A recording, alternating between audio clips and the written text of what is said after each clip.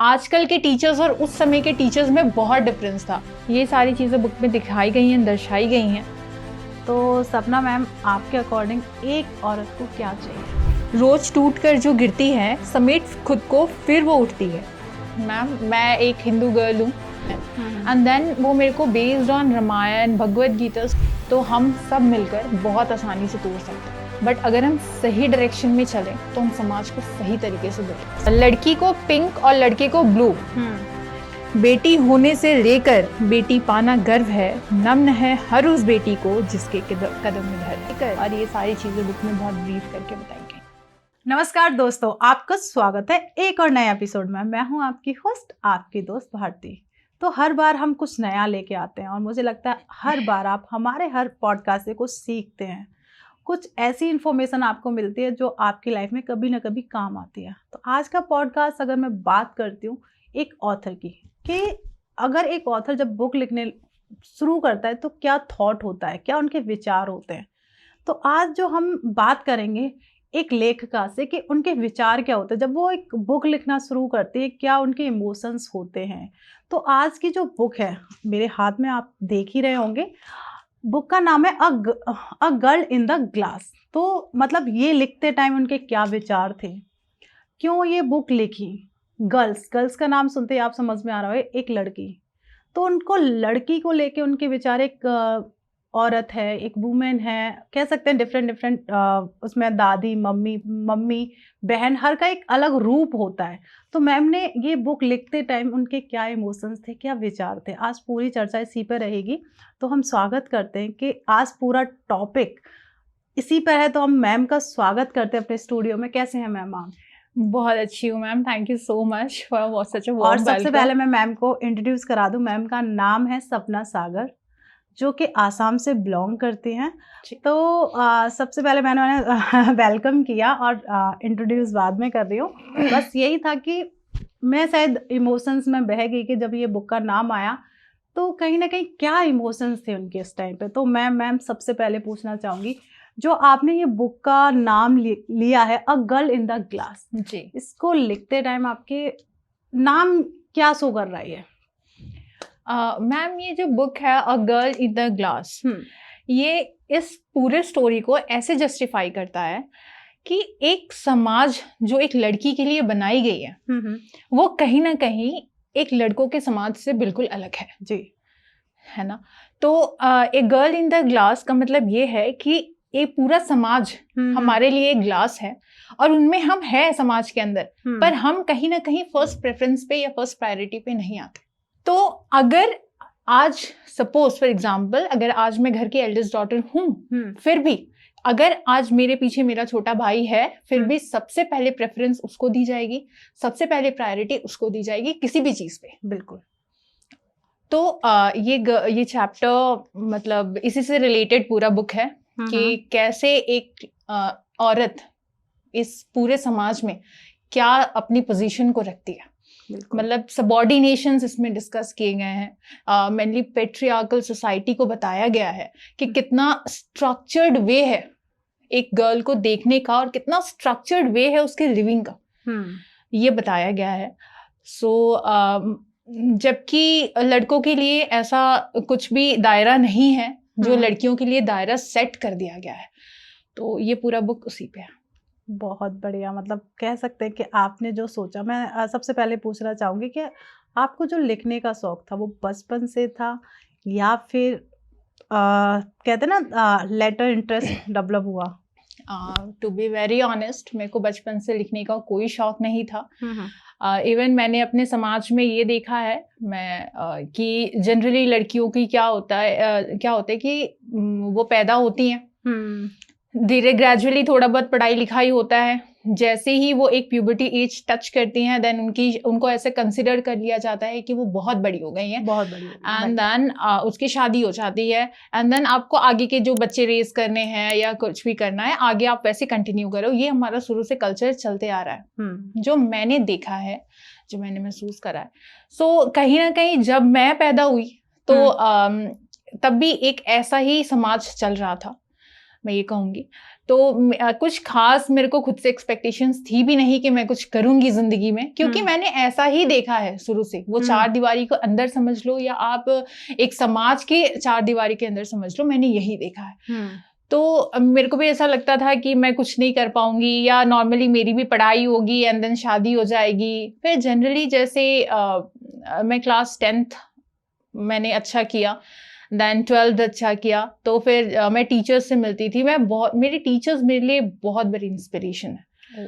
And then वो जो भी सिखाते, मतलब आजकल के टीचर्स और उस समय के टीचर्स में बहुत डिफरेंस था। आज हम टीचर्स को टीचर्स नहीं समझते हैं, लेकिन हम जिस स्पेस पे थे गुरु को गुरु मानते थे। बिल्कुल मानते थे, राइट। और एकदम ऐसा नहीं, गुरु मीन्स गुरु, लाइक गुरु के आगे नो मॉम डैड। मेरे टीचर ने ये कहा है मतलब ये सही है। आप अगर सही कह रहे हो तो भी आप गलत हो। तो बहुत इंस्पिरेशन मुझे टीचर से मिली, और मैं नाम भी लेना चाहूँगी। अमन पाल सर हैं, और मेरे HOD जो थे मास्टर्स में रणदीप सर, उनसे तो मैंने काफ़ी कुछ सीखा है, क्योंकि मैं उस समय काफ़ी बड़ी भी हो गई थी। तो जनरली वो सब मेरे बहुत बड़े इंस्पिरेशन रहे हैं। और फिर उस वजह से मैंने मास्टर्स में गोल्ड मेडल अचीव भी किया। एंड देन मैं दिल्ली आई, एंड मैंने फिर वही थोड़ा बहुत लिखना, फिर विजुअलाइज करना, फिर धीरे धीरे ये चीजें ग्रेजुअली होती गई। एंड फिर I thought of writing a book, and then I have written it. वाह, जर्नी बहुत अच्छी थी। मतलब मैं कह सकती हूँ कि क्या जो ये बुक है आपकी जर्नी को लेके है? मैं कहूँगी ये मिक्स्ड है, फिक्शन और नॉन फिक्शन दोनों इसमें ही मिक्स्ड है। बट हाँ, ये ऑटोबायोग्राफिकल पार्ट इसमें बहुत ज़्यादा आपको मिल जाएंगे। वाह। तो क्या कोई पर्टिकुलर ऑथर हैं जिनकी बुक देख के आपको लिखने का एक आइडिया सोचा हो? एक ऑथर है कैट चॉपिंग। तो उन्होंने एक बुक लिखी थी अवेकनिंग। तो उसका भी मतलब होता है कि जागरूक होना। तो वो भी एक महिला पे बेस्ड थी। तो वो बुक मैंने पढ़ी, और वो बुक मेरे लिए काफी मोटिवेटिंग थी। तो जब भी मैं अपनी बुक की बात करती हूँ, तो वो बुक शायद मेरे उस प्लेस पे पहले आता है, या आप कह लो कि वो बुक मेरे लिए बहुत ही ज्यादा इन्फ्लुएंसिंग था। क्या बात है, मतलब किसी चीज से आपको कहीं ना कहीं इंस्पायर किया, देन आपने ये चीज लिखना शुरू किया। बिल्कुल। कोई ऐसी स्टोरी रही हो जो आप हमारे व्यूअर्स के साथ शेयर करना चाहते हैं, या कोई ऐसी हार्ट टचिंग स्टोरी रही हो कि लिखते टाइम भी, ऐसा नहीं कि लिखते टाइम भी आपको बहुत सारे प्रॉब्लम्स को भी फेस करना पड़ा होगा कि कैसे शुरू करूँ, तो थोड़ी सी वो जर्नी भी आप शेयर करें। आसान नहीं। जनरली कोई भी राइटर जब कुछ लिखना शुरू करता है, तो उसका सबसे बड़ा ट्रिगर पॉइंट होता है कि वो शुरू कहाँ से करे। तो मैंने बहुत दिन, काफी दिन, एक हफ्ते तो सिर्फ सोचने में पार हो गए कि लिखूं ना लिखूं, लिखूं ना लिखूं।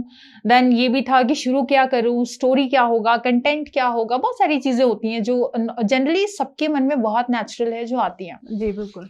तो मैंने फिर सोचा कि let's do one thing, start with one's own journey. तो मैंने फिर अपनी ही जर्नी से शुरू की। क्या बात है, मतलब खुद से ही शुरू करना बहुत बड़ी बात होती है। तो मतलब मैं कह सकती हूँ इस बुक में आपने खुद के अपने एक्सपीरियंस शेयर किए, रियल लाइफ के। बिल्कुल, जो आपने फेस किया है। बिल्कुल। इस बुक में बहुत सारी मेरी रियल लाइफ एक्सपीरियंसेस हैं, बहुत सारा मेरा स्ट्रगल भी है, और बहुत सारे मतलब एंजाइटीज, फियर, कहीं ना कहीं ये सारी इस बुक में आपको देखने को मिलेंगे। अगर मैं इसी तरीके की बात करूं मैम, तो बहुत सारे लोग इस, जैसे आपकी स्टोरी में जैसे आपने बताया क्या क्या चीज़ें आपने इसमें डाली हैं, तो मुझे लगता है समाज में बहुत सारी लड़कियां हैं जो इस प्रॉब्लम से जूझ ही रही होंगी। बिल्कुल, आप समझ रहे हैं ना? बिल्कुल। तो मतलब जो फियर होता है, एंजाइटी होती है, आपने कैसे उसे ओवरकम किया, या फिर ऐसी कोई जैसे ओवरकम किया हो, तो वो ट्रिक मैं चाहूँगी कि आप जो लड़कियां हैं जो देख रही हैं, वो शायद आप कहीं ना कहीं उनकी हेल्प कर पाए। मैम, मैं एक हिंदू गर्ल हूँ, और मैं स्पिरिचुअली बहुत कनेक्टेड हूँ। तो जब भी मैं जब छोटी थी, तो जब भी ये फियर एंजाइटी मेरे अंदर आता तो मैं अपने नानी से बात करती थी, क्योंकि वो भी बहुत स्पिरिचुअली कनेक्टेड हैं। एंड देन वो मेरे को based on Ramayan Bhagavad Gita stories सुनाती, एंड देन वो मुझे वैसे सोल्यूशंस देती। यूजुअली जब मैं ग्रो की और जब मैंने एक मैच्योरिटी वाला एज को टच किया, या कह लो कि बहुत अर्ली मैच्योरिटी मेरे को आ गई, तो मैंने भी स्पिरिचुअल्स पढ़ना बहुत जल्दी शुरू कर दिया। I guess Bhagavad Gita is the ultimate key to my peace. कहते हैं उसे मैनुअल भी कहा जाता है। हाँ, तो मैनुअल भी कहा जाता है। तो वैसे मैंने सारे लेसन्स या अपने जिंदगी के कोई भी प्रॉब्लम का सोल्यूशन वहां से उठाया है। तो और इवन आज भी मैं उसको फॉलो करती हूँ। Now I am married, last 9 months हो गए हैं मेरी शादी को। तो अभी हम दोनों के बीच भी अभी कोई भी डिफरेंसेस आती हैं, लाइक कुछ भी आता है, क्योंकि हम दोनों ही बिल्कुल ही अपोजिट है। बिल्कुल। तो कहते भी ना कि जब पार्टनर्स होते हैं ना वो अपोजिट ही होते हैं। तो हम बिल्कुल ही अपोजिट है, means you can say 100% opposite. अगर हमें कोई ऐसे हम कहीं पे स्टक हो जाते हैं तो फिर लाइक मैं इनको यही बोलती हूँ कि अर्जुन ने श्री कृष्ण से ऐसा कहा था एंड श्री कृष्ण ने ये रिप्लाई किया था। सो आज भी मैं उसी मैनुअल से चलती हूँ। क्या बात है। मतलब तो किसी को अगर ऐसी एंजाइटी होती है या जो भी प्रॉब्लम से फेस कर रहा है, तो देखिए कुछ ना कुछ हमारे वेदों में और गीता में कह सकती हूँ, हमारे पास अध्यात्म में जाओगे ना तो बहुत कुछ है। बहुत कुछ एंड करेक्ट आंसर है आई गेस। बिल्कुल, मतलब कह सकते हैं कि आप गीता का सहारा ले सकते हैं। मतलब कहूँ मैं तो गीता को मैनुअल मानती हूँ। हर एक व्यक्ति को गीता पढ़नी चाहिए और उसको समझना चाहिए, क्योंकि वो पूरी वेस्ट है हमारी इस जर्नी की। हर एक कदम हमें कैसे लेना है, कहाँ, मुझे लगता है कि वो आपके लिए बेस्ट ऑप्शन है। ना आप डिप्रेशन में जाइए, ना कोई एंजाइटी फील करिए। क्योंकि देखिए जैसे मैम जो आप बुक है, मैं समझ पा रही हूँ कि अगर मैं बुक को लेके चलती हूँ तो अगर हम बैक चले जाते हैं जो भी था, कि एक औरत ही औरत को पसंद नहीं करती। एग्रीड। क्योंकि मुझे लगता है कि जब एक लड़की का जन्म होता है ना, तो मुझे लगता है एक बार को फादर के फेस पे स्माइल आ सकती है, अदरवाइज दादी नानी, मतलब वहाँ की जो है कि काश पहला बेटा होता, जो वो काश है ना, वो काश उस लड़की के लिए मुझे लगता है एक टीस होती है। मेरे को लगता है मैम कि जो हमारी सोसाइटी है वो बहुत ही स्ट्रक्चर्ड है एक औरत को लेके। और मैंने अब तक, मैं बहुत बड़ी नहीं हूँ, लेकिन जो अब तक मैंने फील किया है, इस स्ट्रक्चर्ड सोसाइटी को बनाने वाली भी औरत ही है। राइट। तो अगर हम इस स्ट्रक्चर्ड वे को, गलत स्ट्रक्चर को कहीं ना कहीं अगर हम तोड़े, ब्रेक डाउन करें, तो हम बहुत आसानी से कर सकते हैं। क्योंकि होम मेकर या होम मैनेजमेंट जो भी है, मतलब या आगे जैसे हम प्रीवियसली हम अपने स्क्रिप्चर्स में देखें तो सीता जी या कोई भी औरत होती थी, वो बहुत ही अनुकूल होती थी अपने बच्चों को रेस करने के लिए जी, है ना। और उस समय उनके पास सारे ज्ञान होते थे। तो हमारे मदर या हमारे ग्रैंड मदर में ऐसा कुछ नहीं है जो वो हमें नहीं दे सकते। बिल्कुल।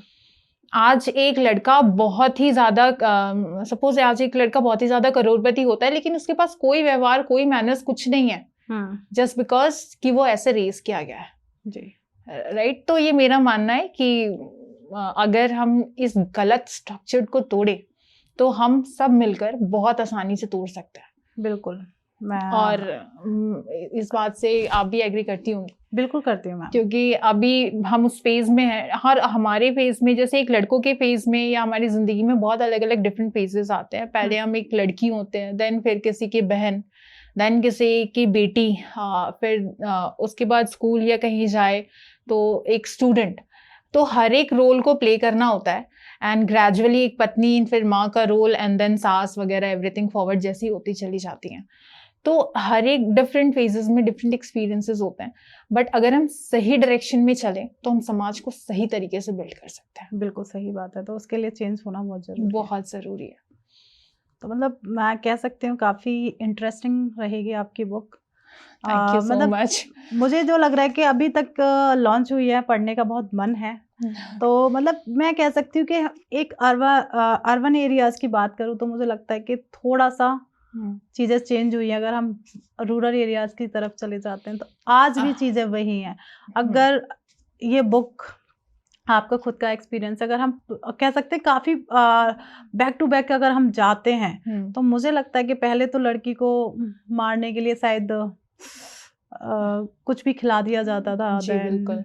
इस हाँ तरीके मतलब इवन मैंने तो ये भी देखा है अपने समाज में कि लोग लड़की पैदा होते रात को छोड़ के आ जाते। अभी भी आप देखोगे बहुत सारी न्यूज में वही सारी चीजें कि कभी भी रोड पे लड़का नहीं आपको मिलेगा। नहीं मिलेगा, नहीं मिलेगा ना, आपको सिर्फ एक लड़की मिलेगी। तो कहीं भी जहाँ भी शोषण मैंने देखा है, बहुत अलग अलग तरीके का शोषण है। तो मैं यही समझती हूँ कि अगर नहीं करना है तो बच्चे मत कीजिए, लेकिन बच्चे करके उसमें उसकी कोई गलती नहीं होती है।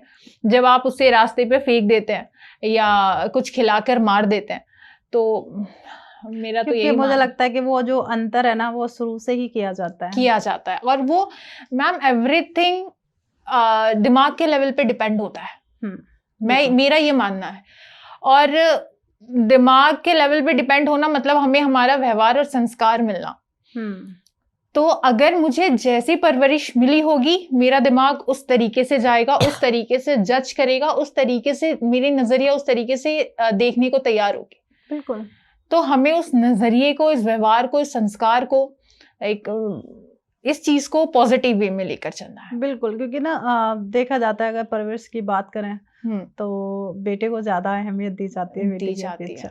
और बहुत सारे घर ऐसे हैं जहाँ पे बेटियों को भी इक्वल समझा जाता है। बहुत सारे इतने भी नहीं है, मैं 80% कहूंगी यहाँ पे नहीं है।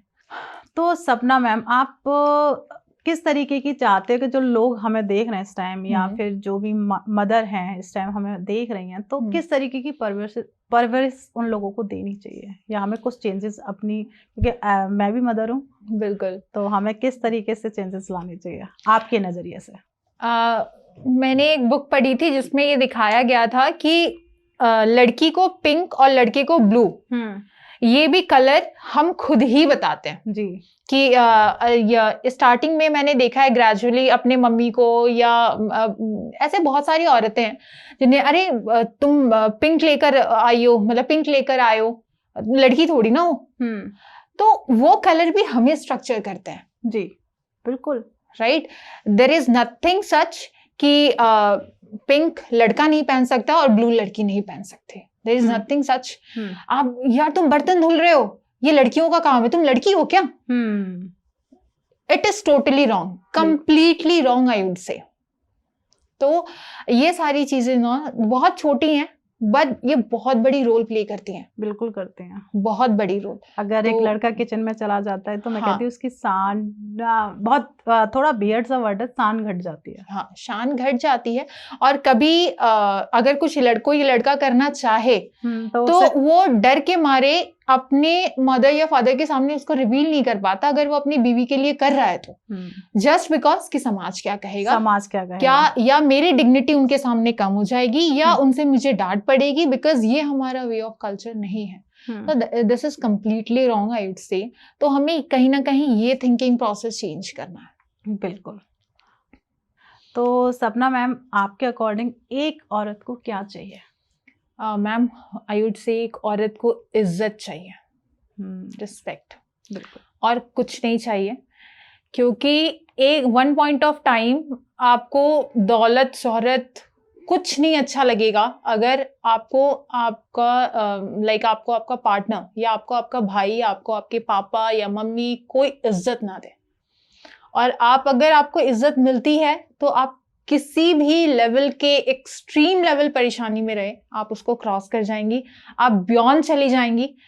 लेकिन अगर आपको इज्जत ना मिले या आपका आत्मसम्मान कहीं हर्ट हो जाए तो मुझे नहीं लगता आप कोई भी रिश्ता निभा पाएंगी। बिल्कुल सही बात है, आई एग्री। तो क्योंकि देखिए हर एक औरत को, चाहे मैं हूँ या आप हूँ या कोई भी हो, मैं कहती हूँ कोई भी हो, हर वो चाहती है कि एक समाज में रिस्पेक्ट हो, बस उससे कुछ नहीं चाहिए, कुछ भी नहीं चाहिए। मतलब मैं तो अपनी एक्सपीरियंस से यही कह पाऊंगी कि एक औरत को कुछ नहीं चाहिए सिवाय एक इज्जत के। अगर आप उसे इज्जत देती हैं तो शायद उससे बड़ा धन उसके लिए कुछ नहीं है, कुछ भी नहीं है। बिल्कुल कह सकते हैं, अगर आप प्यार से बोल दो ना, हाँ, तो मुझे लगता है जहर भी पी ले। कितना कुछ भी कर सकते हैं, बस प्यार से एक बार कह के तो देखो। बिल्कुल बिल्कुल। तो ma'am what is your expectations with तो सपना मैम, क्या आपकी एक्सपेक्टेशन है अपने पार्टनर के साथ? Ma'am to be very frank, मैं अपने पार्टनर से कोई एक्सपेक्टेशंस नहीं रखती, बिकॉज मुझे कहीं ना कहीं लगता है एक्सपेक्टेशंस हर्ट्स एंड धीरे धीरे gradually it kills the relationship. So beat any relationship like एक ब्रदर भाई बहन वाला, पति पत्नी वाला. तो मैंने ना मतलब जब मैं इनसे मिलने गई थी, we had our first meeting on 10th June at Chhatarpur मंदिर. तो इन्होंने मेरे से यही पूछा था कि तुम्हारी एक्सपेक्टेशंस क्या है. मेरे फादर इन लॉ ने मेरे से पूछा था कि तुम्हारे लड़के से एक्सपेक्टेशंस क्या है. मैंने यही रिप्लाई करा था कि मेरी कोई हाईटेक एक्सपेक्टेशंस नहीं है, बस मुझे एक अंडरस्टैंडिंग इंसान चाहिए. अगर वो अंडरस्टैंडिंग पार्टनर होगा तो वो मेरी किसी भी हालत में मेरे को अंडरस्टैंड करेगा. बिल्कुल. And being understanding man, and I'm to be very honest, like I'm blessed with such understanding man, like so yeah, this is a blessing for me. तो मैम आपकी लव है या अरेंज मैरिज है? Arrange marriage ही है, but like कहते ना कि बहुत बहुत जल्दी में होना एंड शॉर्ट ऑफ दैट, तो वो अरेंज ही है. बट कहीं ना कहीं मुझे ऐसा लगता था कि शायद मैं समझ नहीं पाई उनको. एक फियर था अंदर, जो एक सारे आई गेस सभी लड़कियों को होता है. लेकिन कई हद तक आजकल के सोशल मीडिया नेटवर्क से ना आपकी बातें हो जाती हैं या वीडियो कॉल पे हो जाते हैं, एंगेजमेंट के बाद नंबर शेयर हो जाता है, तो वो सारी चीज़ें होती हैं, तो आप कई बहुत फ्री हो जाते हैं जी. तो धीरे धीरे शुभम ने वो फेयर को ख़त्म किया. इसमें मेरा कोई रोल नहीं था कि ये चीज़ उन्होंने मुझे विश्वास दिलाया कि I will be with you forever so. सो वो चीज़ें मुझे बहुत अच्छी लगी. एंड यस, तो जो आपकी बुक में है उसमें आपने कुछ कैरेक्टर्स को लेके बोला था, आपने 2 पार्ट में बुक को लिखा है आई थिंक. नहीं, मैंने 2 पार्ट में तो नहीं लिखा है, पर उसमें पहले 2 कैरेक्टर्स हैं. एक कल्पना और दूसरा अनुकूल. ओके, थोड़ा सा हाईलाइट करोगे? Sure ma'am. कल्पना ये मेरे नाम का सिनोनिम है, एंड अनुकूल is like Shubham's name synonym. So like there are 2 protagonists in the character, in the book, Kalpana and Anukul. Okay, तो थोड़ा सा उसमें मुझे बता सकते हैं कि थोड़ी सी मैं चाहूंगी कि स्टोरी को थोड़ा सा कल्पना एंड अनुकूल को लेके थोड़ा सा कुछ रिवील करना चाहिए. कल्पना एंड अनुकूल लाइक कल्पना एंड अनुकूल दोनों एक ऐसे कैरेक्टर्स बुक में दिखाए गए हैं जो एक दूसरे को बहुत डिफरेंट होते हैं, बट एक दूसरे को बहुत ज्यादा समझते हैं, एक दूसरे को बहुत ही ज्यादा सपोर्ट करते हैं. और दूसरा हाई चला जाता है तो पहला वाला बहुत काम डाउन एंड लो हो जाता है. एंड देन ये सारी चीजें सपोर्टिंग, अंडरस्टैंडिंग, ये सारी चीजें बुक में दिखाई गई हैं, दर्शाई गई हैं. और लाइक क्या लिविंग अ हैप्पी लाइफ. क्या बात है. कई सारे क्वेश्चंस मैम की लाइफ से भी हमने कर लिए हैं. लव मैरिज तो मजा भी आ रहा है. तो मैम मैंने सुना है कि आपने कई सारी पोएम्स भी लिखी हैं. हाँ बिल्कुल. मैं अपने फ्री टाइम पे लाइक सबके अलग अलग अपनी इंजॉयमेंट ये होती है, तो मैं अपनी फ्री टाइम पे जनरली पोम्स लिखती हूँ या गाना रिकॉर्ड कर लेती हूँ. और अभी मैंने उसमें अपने हस्बैंड को भी इंक्लूड कर लिया है. डांस कर लेती हूँ. मैं कल्चरल एक्टिविटीज से बहुत ज़्यादा अटैच्ड हूँ, या आप कह लो इंडियन कल्चर से मैं बहुत ज़्यादा अटैच्ड हूँ, तो बहुत ही ज़्यादा रूटेड हूँ. तो ये सारी चीज़ें मुझे बहुत अच्छा लगता है करना. तो कोई ऐसी पोएम जो आप हम लोगों के साथ शेयर करें? बिल्कुल बिल्कुल. सो भारती, मैंने एक पोम लिखी है वुमेन्स डे पे, वो भी औरतों के ऊपर ही है, तो मैं उसका साइड करना चाहूँगी. रोज टूट कर जो गिरती है, समेट खुद को फिर वो उठती है. हर निकले हुए आंसू को वो बड़े हिम्मत से पोंछती है, वो नारी है. छोटी उम्र में देख माँ को, घर को संभालती है, भाई से यूं चिढ़कर माँ के ऊपर चिल्लाती है, वो नारी है. पापा के लाड में निडर होकर घूमती है, हिम्मत न किसी की डांट सके, ऐसे पापा का नाम लेती है, वह नारी है। भाई तो जैसे दुश्मन उसका, दुश्मनी यूं निभाती है, कह दे कोई बुरा भाई को फिर देखो कैसे बताती है, वो नारी है। बहन को माँ का परछाई मान, ऐसे रंग में रंगती है, कोई भी काम कह दो दीदी करेगी ना, यूं कहती है, वो नारी है। एक प्यारी सी मुस्कान लेकर हर रास्ते पर चलती है, बिना उफ किए हर रोल को अदा करती है, वो नारी है। दिल में इतना प्यार रख, दिल को उस पार रख, पता नहीं कैसे घर छोड़ती है, जा किसी और मिट्टी से मिलती है, वह नारी है। बीटेक एमटेक क्या है, वो हर डिग्री ले बैठी है, गिनवा दो कोई जगह जहां बेटी ना पहुंची है, वह नारी है। इस सुंदर से संसार में एक सुंदर जीव पनपी है, सृष्टि के निर्माण जिसके बिना अधूरी है, वह नारी है। बेटी होने से लेकर बेटी पाना गर्व है, नम्न है हर उस बेटी को जिसके कदम में धर है। धन्यवाद। बहुत बढ़िया। Thank you, thank you. मतलब एक एक वर्ड्स को आपने ना कहते हैं दिल छू लिया। धन्यवाद। मतलब जो आपका नजरिया है ना एक औरत को देखने का, एक वुमेन्स को देखने का, अमेजिंग। तो मतलब ऐसे ही मैं चाहूंगी कि एक औरत की जो सोच होती है पॉजिटिव एंड नेगेटिव होती है, आप मानते हो ना? तो आप ऐसा कौन सा पॉइंट मैं चाहूंगी कि जो लेडीज, मैं भी हूँ, कि कोई ऐसा पॉइंट के जिसमें उन्हें सुधार करना चाहिए और ऐसा पॉइंट जिससे उन्हें छोड़ना चाहिए? मैं तो यही कहूंगी कि जनरली जो अपनी बेटी के लिए वो हम अपने औलाद के लिए जो चीजें सोचते हैं, या हम अपने होकर अपनों के लिए जो सोचते हैं, वो हम दूसरों के लिए भी सोचें। मेरा यही मानना है कि हम चीजों को डिस्क्रिमिनेट ना करें, किसी भी कि ये मेरे कास्ट का नहीं है, या मेरे कैटेगरी का नहीं है, या मेरे औकात से बिलोंग नहीं करता। इस चीज को लेके हमारी सोच में डिफरेंसेस आ जाती हैं। बिल्कुल आता है, राइट। तो हमें इस चीज को खत्म करना होगा। बिल्कुल, क्या बात है। तो मैम मैं बुक पे वापस आ रही हूँ। बिल्कुल। कि मैम जो इसमें जो कल्पना और अनुकूल हैं, बिल्कुल, तो इनको लेके थोड़ा सा तो मुझे बताइए, क्या इनकी स्टोरी कैसी होती है? क्या ये एंड में जाके शादी करते हैं, लव मैरिज होती है, अरेंज होती है, दोनों में लड़ाई झगड़े होते हैं, किस तरीके से? काफी इंटरेस्टिंग स्टोरी है, आप जाइए बुक पढ़िए फिर आपको पता चलेगा क्या बात है, इन दोनों के कैरेक्टर्स कहाँ तक जाती हैं, क्या होता है आगे स्टोरी में। पर नो डाउट काफी अंडरस्टैंडिंग और सपोर्टिव नेचर है दोनों का, और ये सारी चीजें बुक में बहुत ब्रीफ करके बताई गई हैं। क्या बात है। तो उसके लिए सबसे पहले आपको ये बुक खरीदनी पड़ेगी, और जो हमने सस्पेंस छोड़ा है वो तो देखो ये बुक ही पूरा करेगी। अगर उसे आपको कवर करना है तो जल्दी से जाओ, इसे परचेज करो, पढ़ो। और मैं कह सकती हूँ अमेजिंग है। जिस हिसाब से मैम सपना मैम को देखो तो लग रहा है कि नहीं भाई, कोई रियल लाइफ स्टोरी है, कि एक औरत जो सोचती है, जो फील करती है, जो उसके साथ होता है, आई थिंक मुझे लगता है वो सारा इस बुक के अंदर है। क्या मैं करेक्ट हूँ मैम? बिल्कुल, इन एंड अराउंड तो सब है। अब तक जो भी एक्सपीरियंसेस मेरी रही हैं तो वहां तक तो है। आगे जो जर्नी में जैसा होगा वैसे मैं और बुक आगे इसके फेजेस लेकर इसके पार्ट्स लेकर आऊंगी, लेके आने होंगे क्योंकि आपके जो सोचने का, जो विचार करने का एक कह सकते हैं, मतलब जो आप विचार करते हो, जो सब सोच रहे हो, वो शायद थोड़ा सा अलग है। हर चीज को फील करोगे, हर पॉइंट पे कैसा हम फील करते हैं। शायद मुझे लगता है कि कई बार ऐसा होता है कि हम फील ही नहीं कर पाते, या कोई हमें समझ ही नहीं पाता है।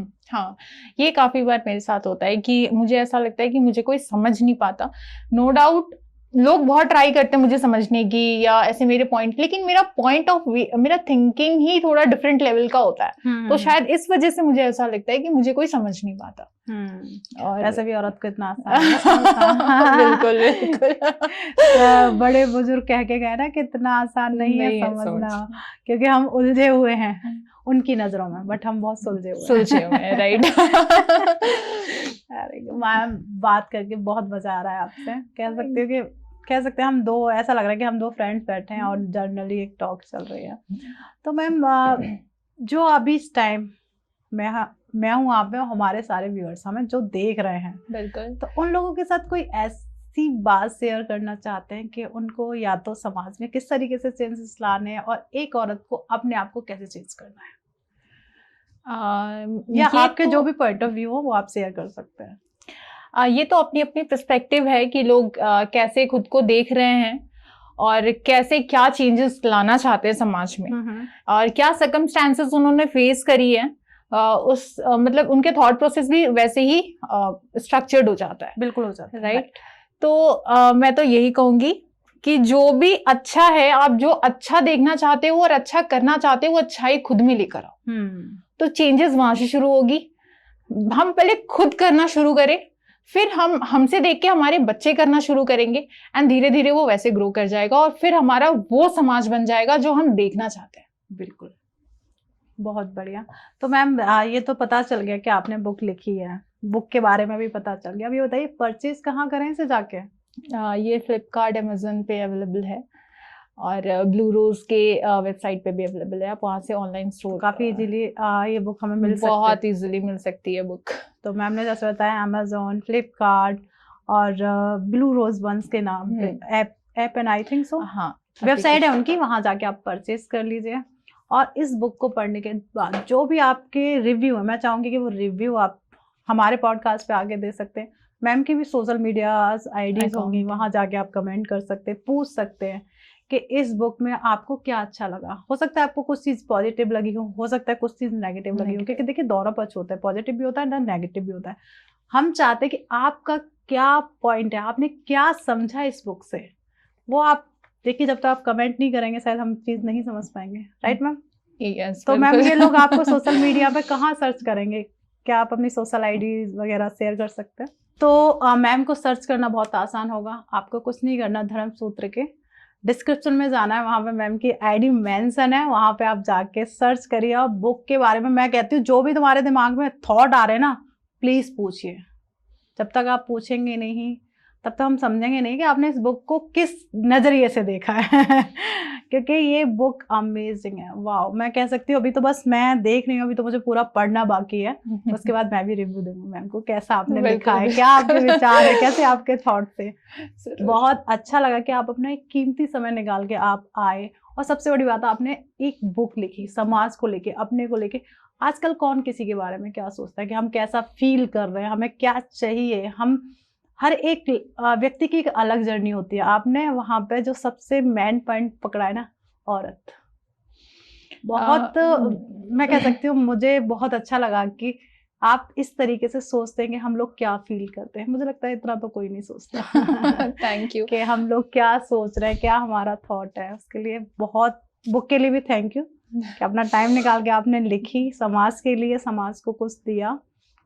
और सबसे बड़ी बात आप यहाँ आए, आपसे बात करके मुझे तो मजा आ गया, उसके लिए तहे दिल से धन्यवाद। ये मेरा सौभाग्य है कि आपसे मिलने का मौका मिला मुझे।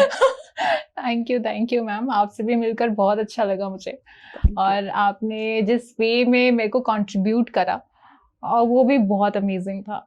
तो मिलते एक नए एपिसोड में, कुछ नया और कुछ डिफरेंट लेके आएंगे। तो देखिए सब्सक्राइब करना आपकी ड्यूटी है, और मैं कहती हूँ सब्सक्राइब में कोई भी चार्ज नहीं लगता, क्योंकि हर एक एपिसोड में आप कुछ नया सीखते हो, हर एक एपिसोड में आपको कुछ ना कुछ एक ऐसी चीज़ मिलती है जो शायद आपकी लाइफ में कुछ चेंजेस ला सके। और ये मैं चाहूँगी कि ये वाला पॉडकास्ट आप जितने भी लोग हो, फैमिली, फ्रेंड्स, और जितने भी आपकी फीमेल फ्रेंड्स हैं उनके साथ ज़रूर शेयर करिए कि ये बुक मुझे लगता है कि हर एक औरत के पास होनी चाहिए, कि मुझे लगता है हर एक औरत इस बुक से कनेक्ट करेगी, क्योंकि कहीं ना कहीं उसके साथ भी एक ऐसा फेस आया होगा जो इस बुक में होगा। तो जाइए अमेजोन, फ्लिपकार्ट, जहाँ आपका मन है वहाँ से जाके आप परचेज करिए और पढ़िए। और मिलते हैं एक नया एपिसोड में कुछ नया लेके। जब तक आप अपने घर में स्वस्थ रहिए, मस्त रहिए। राधे राधे।